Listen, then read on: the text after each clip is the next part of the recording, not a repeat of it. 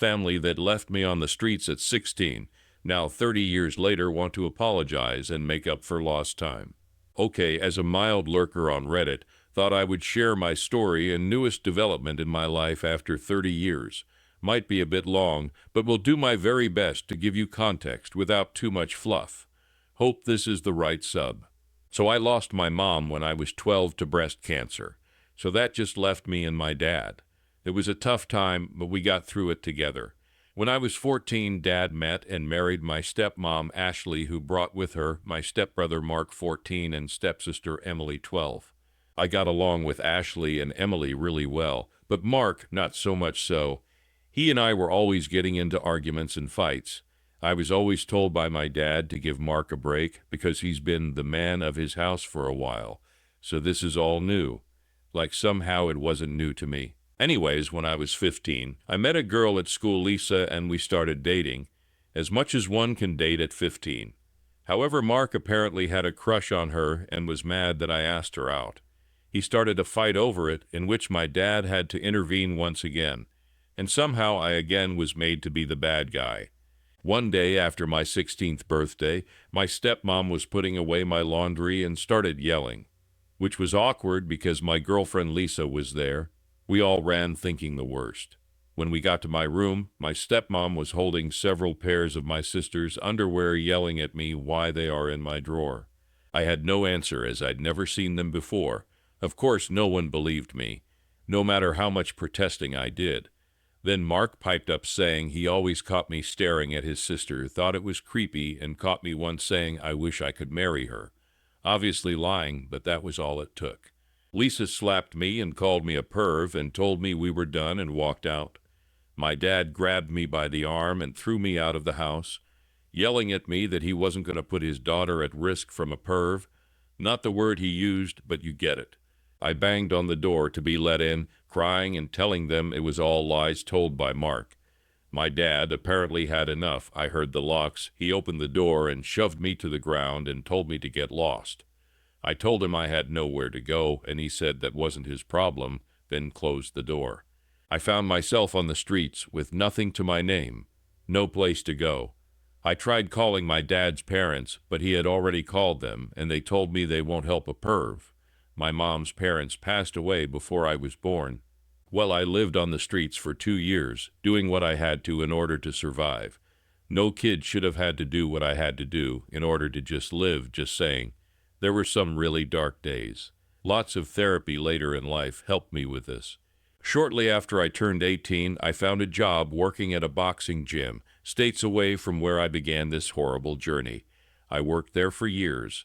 Learned the sport, never gonna beat Mike Tyson, but was good at the sport, which helped me with my hate and anger.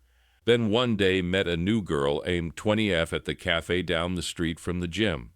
At this point I was 35, I know, huge age gap, but we just clicked. I don't believe in fate or soulmates or any of that stuff like that, but if there is such a thing, we had it. Don't know how else to put it. We dated for 2 years and then got married.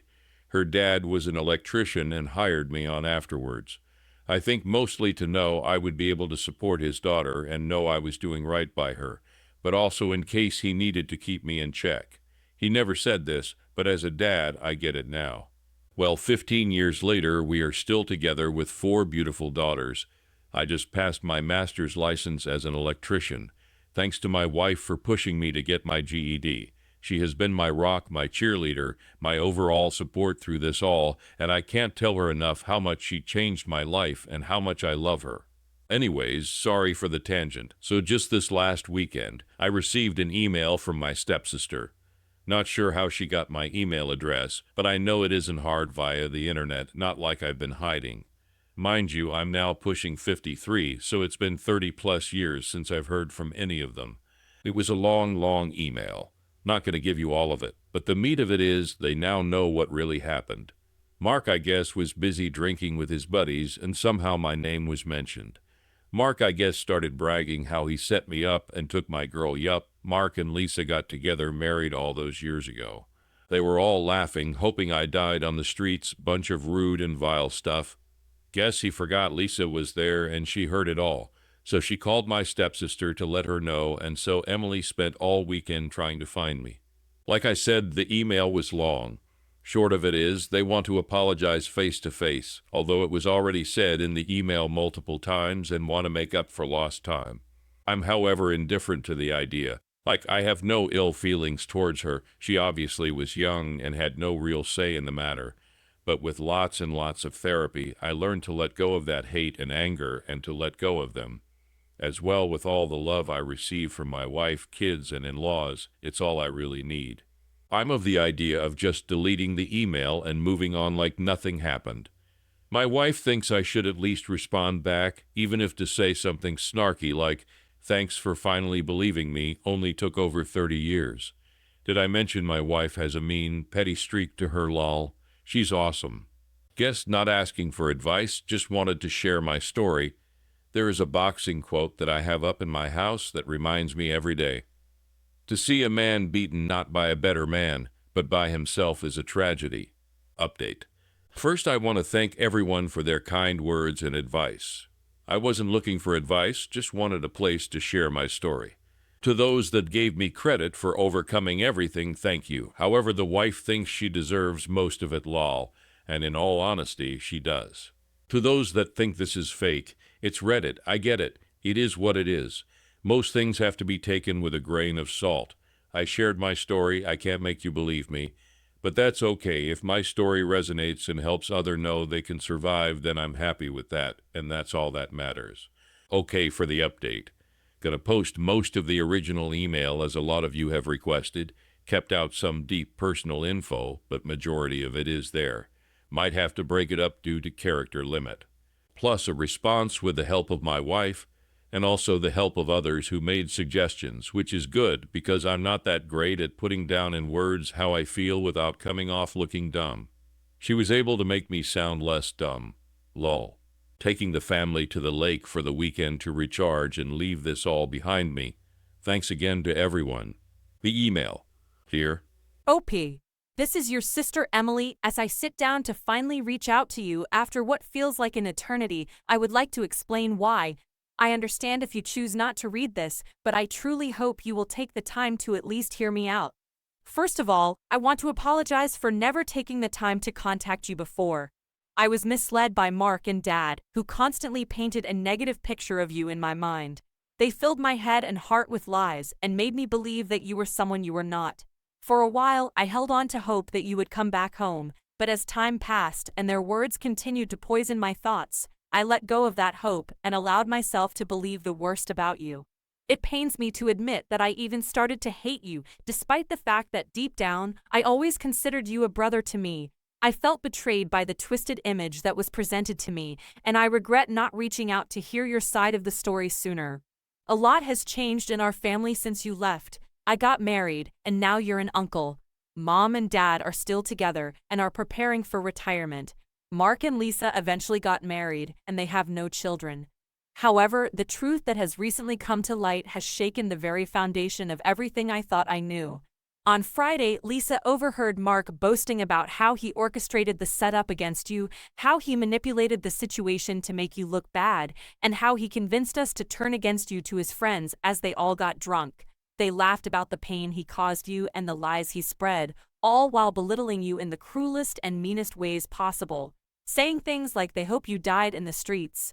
Lisa couldn't keep this bombshell to herself, and when she confided in me, my world came crashing down. To think that I could have been so wrong about you for all these years is a heavy burden to bear. I can't begin to express how deeply sorry I am, as is Lisa. We both realize now the extent of the manipulation and deceit that was carried out against you, and we are devastated by this fact.